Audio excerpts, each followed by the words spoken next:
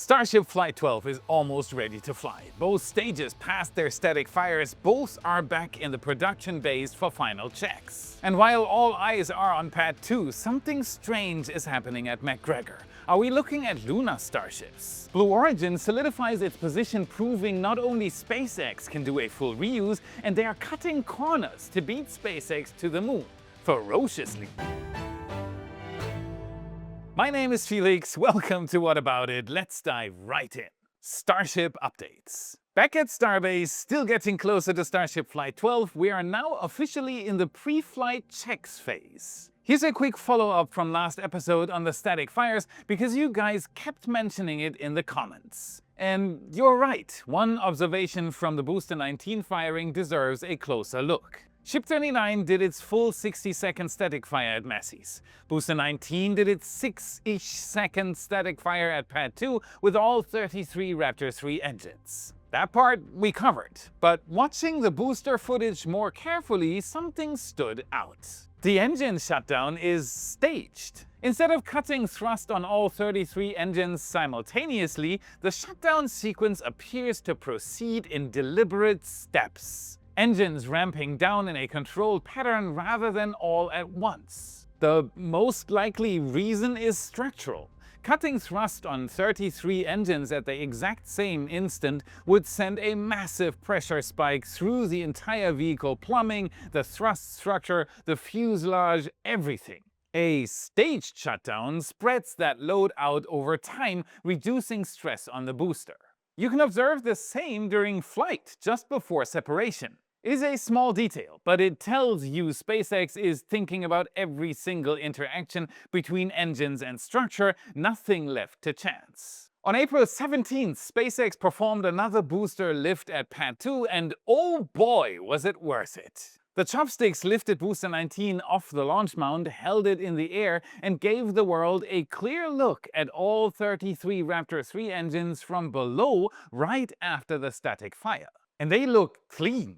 No visible damage, no displaced components, no signs of engine bay distress. Heck, it looked like it hadn't even done a static fire. Exactly what you want to see after a 30-engine static fire. This isn't just great for us. SpaceX's engineers look at this footage the same way we do. For them, this is a great first visual inspection after the action. Booster 19 was set back on its transport stand and then rolled back to the production site. It is now sitting in Mega Bay 1 undergoing pre-flight checks. Ship 39 is in Mega Bay 2, Booster 1 is in Mega Bay 1, both vehicles are in the final pre-flight inspection phase. So then, what are we watching for next? Well, there are two main signals. First, tanker trucks at the tank farm. When SpaceX starts topping off propellant reserves at Pad 2, that tells you a launch attempt is being prepared. Second, any post from Elon Musk or SpaceX on X with specific timing information. Those posts do not lie about the state of the vehicles, though they do sometimes get the timeline wrong.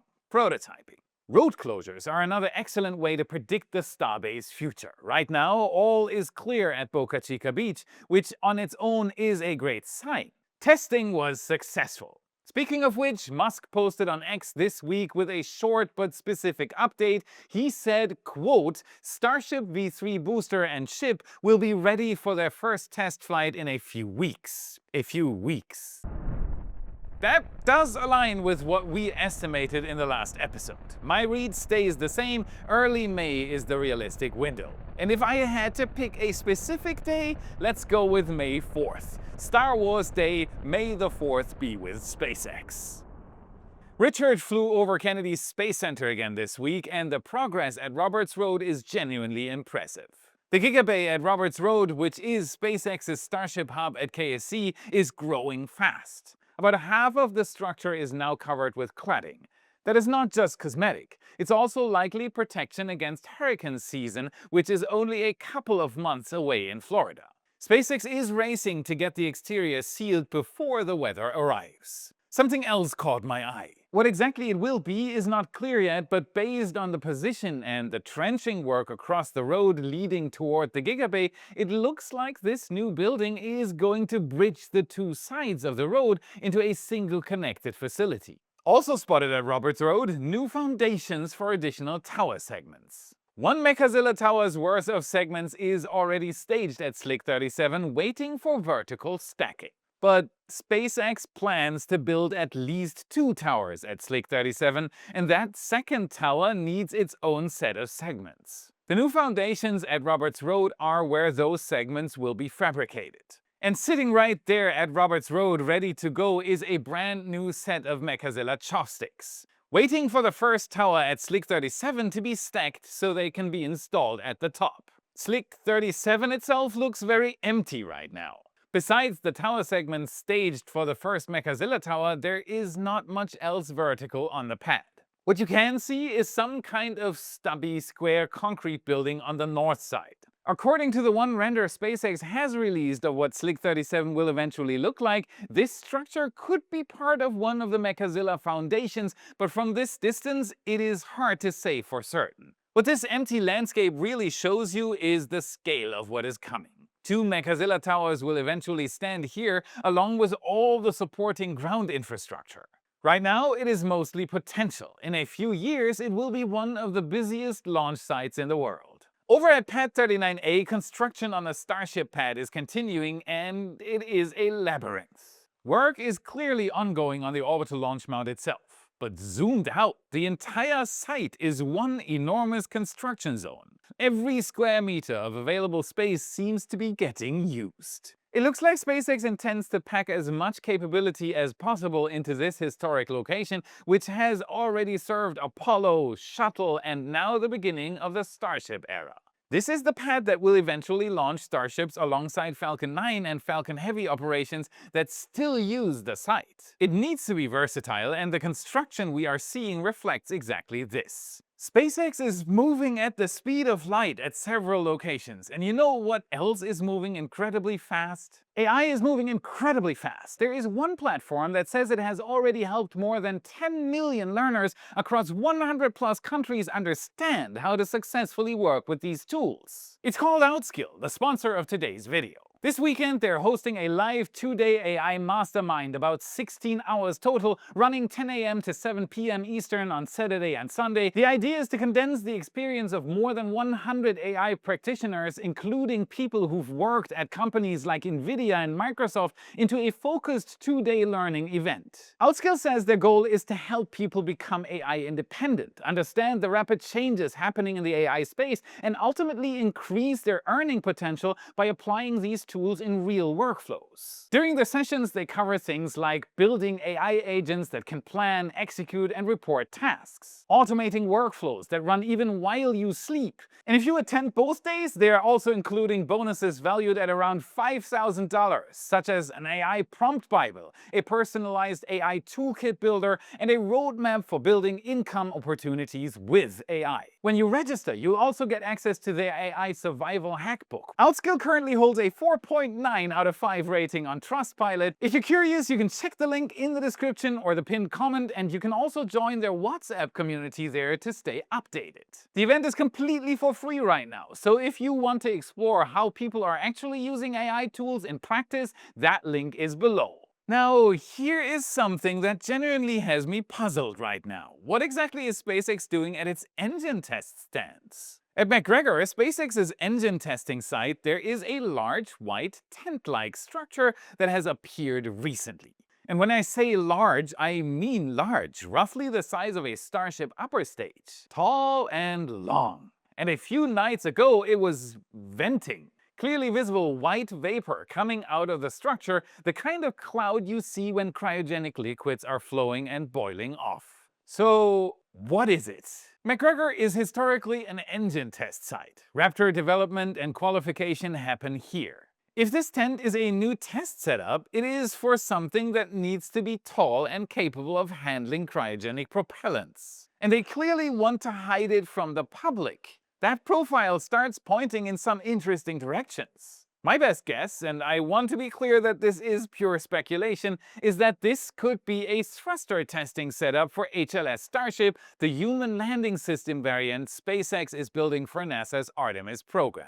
HLS needs landing thrusters positioned on the upper part of the ship to avoid kicking up lunar dust during landing. Those thrusters need to be tested somewhere. A tall enclosed structure at an existing SpaceX propulsion test facility operating at cryogenic conditions that fits the profile. Another thing worth remembering is that McGregor has a history of testing more than just engines. A few years back, SpaceX ran entire prototype tests there. Grasshopper and Falcon 9R tests for the Falcon 9 development program. So this could be related to landing hardware development for HLS or for something else entirely. The cryogenic venting does point toward propulsion though, so my money is still on thruster testing. SpaceX currently doesn't hold an FAA license for prototype launches from McGregor. That all moved to Starbase, Texas. Either way, this is a genuine mystery. So here is the question for the comments this week. What do you think is going on inside that tent at McGregor? HLS thruster testing, some other engine development program, something we haven't thought of? Drop your theory below. I will be reading every single one. So where does this leave us for Flight 12?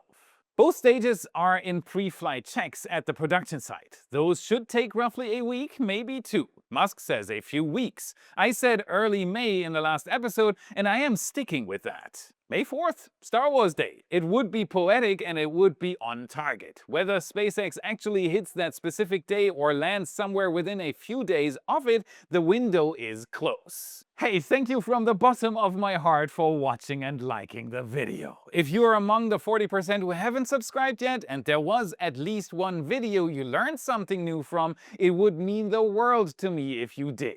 It is free and it genuinely helps more people find my channel to spread the word about spaceflight. Want to make my world even easier? There is only one place you'd rather be. The Y Members Club on Patreon and right here on YouTube. Click the card or the join button right here under the video. You are the reason we keep doing this. Thank you so much. You rock. Starship Flight 12 is close, and SpaceX needs this flight to go as well as possible. Goals must be met. Same as at Blue Origin. They have a motto, Gradatim Ferociter, step by step ferociously. It's been their guiding principle for more than 2 decades, and honestly, for most of that time, the step-by-step part has been a lot more visible than the ferocious one. This is changing though. In the early hours of Sunday, something genuinely historic took place. New Glenn lifted off, and the booster at the bottom had some work experience to show. The same 57-meter tall booster that flew to space in November 2025 and landed on its drone ship just flew again, successfully. NG-3 was the third flight of New Glenn and the second for the booster named Never Tell Me the Odds. A name that proves Blue Origin's engineers have excellent taste in Star Wars references. To put that in perspective, SpaceX first reflew a Falcon 9 in March 2017, almost a year after the first landing. Blue Origin pulled it off in about 157 days, less than half that time. Ferociously, now we're talking. As a headline, that is genuinely impressive. But you should put an asterisk next to it, and I'll get to why in a second. NG-3 marked the first time a New Glenn launch used a pre-flown booster, and that booster also nailed the landing. Now is officially not only SpaceX anymore, and there is no backdoor left either. That's it, not just Falcon 9. Wait, asterisk. Remember? On April 16th, Blue Origin conducted an integrated hot fire. That's exactly what it sounds like. The fully stacked rocket, complete with the payload on top, sits on the pad and briefly fires all 7 engines without actually going anywhere. This test ran for about 20 seconds. No anomalies, a clean test, and CEO Dave Limp posted a green checkmark on X. Now here's the annoying asterisk part about this booster reuse, and this is where you still see a difference between Blue Origin and SpaceX. When SpaceX refurbished its first booster for reflight in 2017, it reused the Merlin engines too. Today, individual Merlin engines have flown more than 20 times. One Falcon 9 booster has even launched and landed 34 times. SpaceX reuses engines like you reuse coffee cups, my friends. Blue Origin, they took all 7 BE-4s off the returned booster and installed brand new ones. Dave Limp explained that they elected to swap all 7 engines and test a few upgrades, including a new thermal protection system on one of the engine nozzles. The original engines from NG-2 are still planned to be reused on future missions. What led to this decision? BE-4 is one of the most powerful rocket engines ever built. It's nearly 3 times the thrust of a Merlin. It is also young. It only started flying in January 2024 on a ULA Vulcan rocket. Blue Origin doesn't have years of data on how these engines hold up after a launch and landing. So Blue is being cautious. It'll fly the airframe first, study the returned engines on the ground, and only put them back in flight once they are confident. Step by step it is again. It is slower than SpaceX's approach, but it is consistent with how Blue Origin does everything, step by step. And then sometimes ferociously. On top of the New Glenn rocket is a satellite called Bluebird 7, and this thing is a monster. This communication satellite weighs around 6,100 kilograms and unfolds a phased array antenna about 223 square meters across. That is almost the size of a tennis court. It's the largest commercial communications array ever flown in low Earth orbit. But Bluebird 7 unfortunately fell victim to an underperforming second stage. This led to a release into a lower than planned orbit. Even though the satellite did separate and power on, it will not be able to operate in this orbit.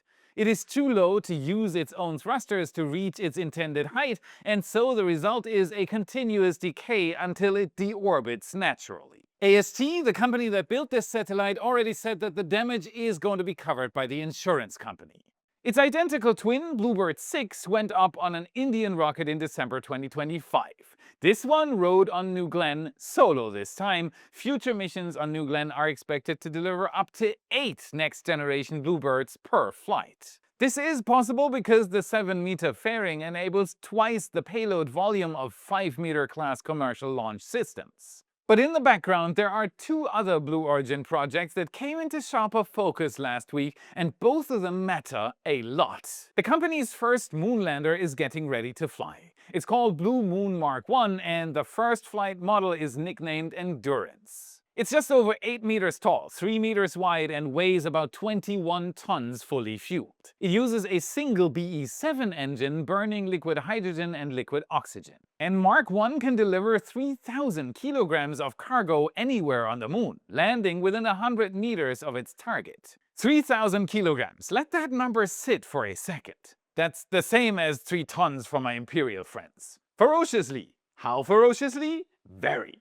India's Chandrayaan-3 lander, the entire thing, fuel included from the moment it separated from the transfer stage, was only around 1,750 kilograms. Japan's SLIM was about 200 kilograms on the lunar surface. Intuitive Machines Nova C has a payload capacity of roughly 100 kilograms. Firefly's Blue Ghost, which landed last year, had a payload capacity of around 150 kilograms. China's Chang'e landers are the only thing in the same weight class as Mark 1, and even those can't carry anywhere near 3,000 kilograms of useful payload. Blue Moon Mark 1 is out to become the largest capacity robotic moonlander in history. The first one is almost ready, and if all goes to plan, it's to embark on its journey later this year.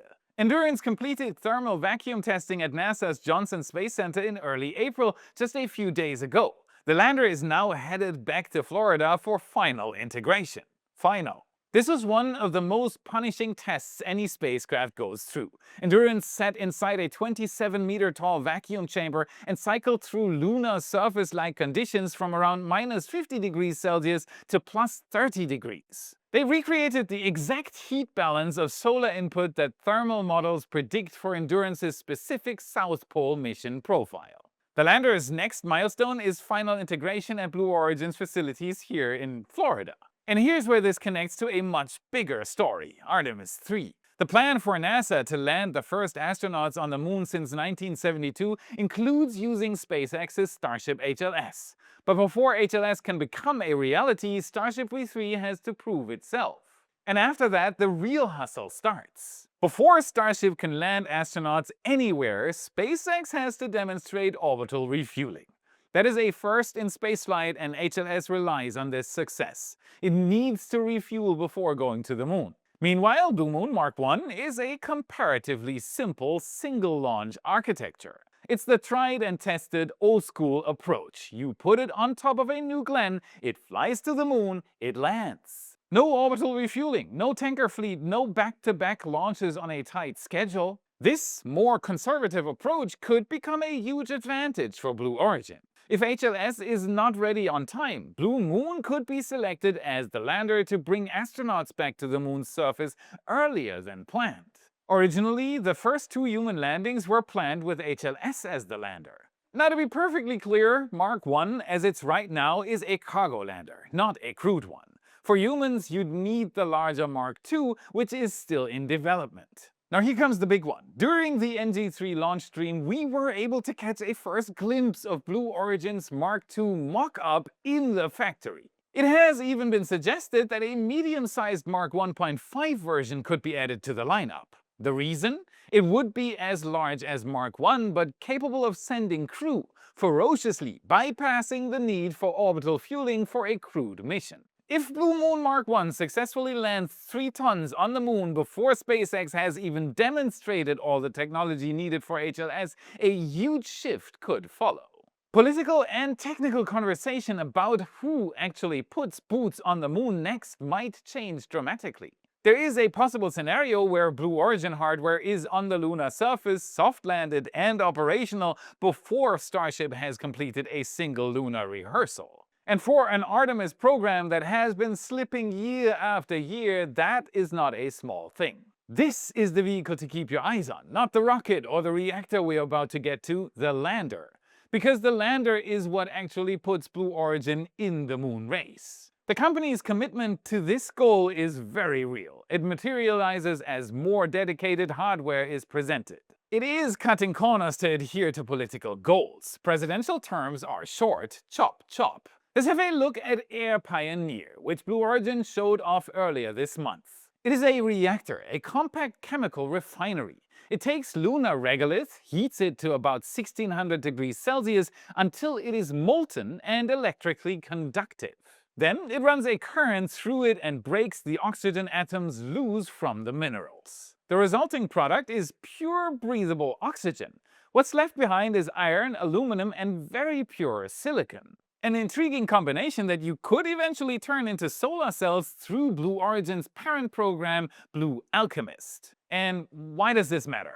Because lunar regolith is roughly 40 to 45% oxygen by mass. Did you know that? Oxygen is the single most abundant element in moon dust. If you can extract it, you have an almost infinite supply of the single most important consumable for human survival, which also happens to be the oxidizer for rocket fuel. Local oxygen production could cut lunar landing costs by up to 60% because you no longer have to haul return trip propellant from Earth. But there are some caveats here too. The system has been tested on a simulant, not real regolith. Blue Origin hasn't published production numbers. A terrestrial demo in a simulated lunar vacuum is planned for this year. But the concept is sound, and this is the kind of machine that turns lunar visits into lunar stays. So here's where we are. SpaceX flew 165 rockets last year. Blue Origin has now flown 3. The cadence gap is real, and it is enormous, but Blue Origin just became the second company ever to reuse an orbital booster,